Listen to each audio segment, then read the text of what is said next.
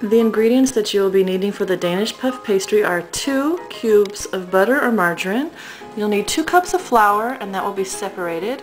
Some vanilla flavoring, 3 eggs, powdered sugar, a cup of water, and also you're going to need a tablespoon or 2 tablespoons of water. The ingredient that you'll need are slivered almonds, and I don't have almonds today. I have some glazed pecans, and the other ones that I use aren't glazed, they're just natural.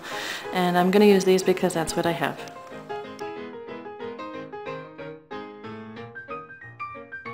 Okay, so I have my 1 cup of flour and I'm going to add another tablespoon of water, and I'm just going to mix it up until it's kind of crumbly, but I don't want it too wet, because if it's too wet then the pastry, the crust is not going to be crispy.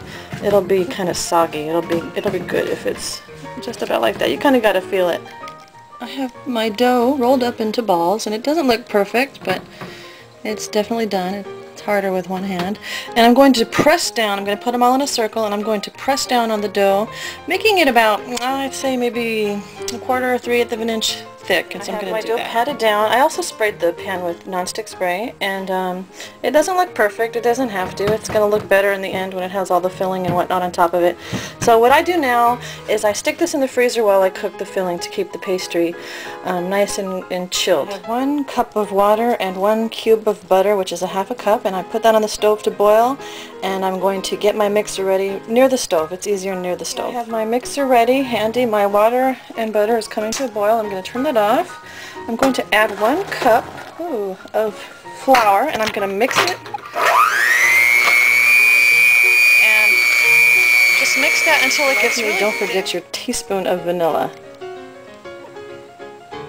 Okay, I've mixed that until it kind of forms a ball, and then I'll be adding 1 egg at a time into the mixture while mixing after each addition. So I mix that up. It's kind of real tacky. It's kind of glue-like, but it's still good. There's nothing wrong with it. And I'm going to take my pastry out of the freezer and spread it on top of the pastry. My filling, and I've taken six scoops of it and put it on top of the filling. I'm going to grease my hand and pat it down, making sure not to get over the edges. And don't forget to preheat your oven. Best and spread it out towards the edges as best as I can. And now I'm going to take this and put it in about 45 minutes, but I found that's too long. So I usually cook mine for about 30. Just check on it, and if it's brown, then it's done. For this part of the recipe, this is the glaze. I don't measure, I just kind of, eyeball it, but I take about, I don't know, 3 scoops of powdered sugar or so. If you didn't notice, or if you did, the recipe has no sugar in it so far, so all the sugar that you're going to get is going to come from the glaze. So I just mix it on up. We're making a mess too. Check it out. Okay.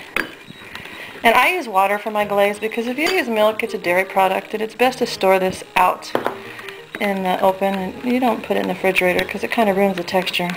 It doesn't stay nice and crispy. I added a little bit more sugar to my topping, my glaze, so it's a little bit. I just pulled this out of the oven. I had it baking for about 25 minutes, and it's nice and golden brown. You could tell the puff pastry is really raised, and so I'm going to let this cool completely, and while it's warm still, I'm just going to sprinkle some of these pecans on it. You could do it with almonds. And then when I put the glaze on, it'll kind of seal it and fasten it down. So, let me do that. Got the bottom of the package. So if I had a nice serving platter, I'd go ahead and put this on a nice serving platter. But since I don't, I'm going to put the glaze on it now and then cut it up and put it on a serving plate. So, let's see. I'll just try to drizzle it around as best as I can. I really put a lot of glaze. I tend to have a sweet tooth, so I really add a lot of glaze.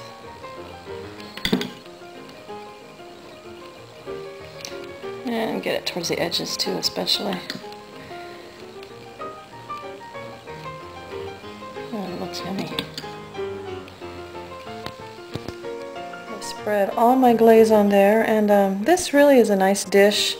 The ingredients are so minimal, just, butter, flour, powdered sugar, a little bit of vanilla, some eggs, and it really makes a nice dish. This is the kind of dish that you'd see at a upscale bakery, and it's really delicious. I hope you enjoy this recipe, and I look forward to hearing your comments on our blog. Have a great day!